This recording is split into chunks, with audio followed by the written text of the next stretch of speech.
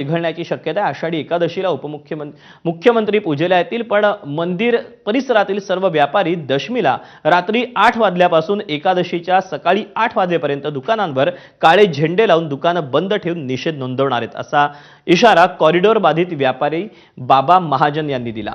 आमच्यावर 3 वेळा अन्याय झाला, पण आम्हाला 1 रुपया सरकारकडून मिळाला नसल्याचा संताप यावेळी व्यक्त करण्यात आला। एकादशी दिवशी आम्ही सर्वजण उपाशी बसून आमचे दुकानं बंद ठेवून काळे झेंडे लावून जोपर्यंत मुख्यमंत्री महापूजा करतात तोपर्यंत आम्ही हे संध्याकाळी 8 ते पहाटे 8 सकाळी 8 वाजेपर्यंत आम्ही आमचे सर्व दुकानं बंद करणार आहेत आणि एक प्रकारचा निषेध नोंदवणार आहेत।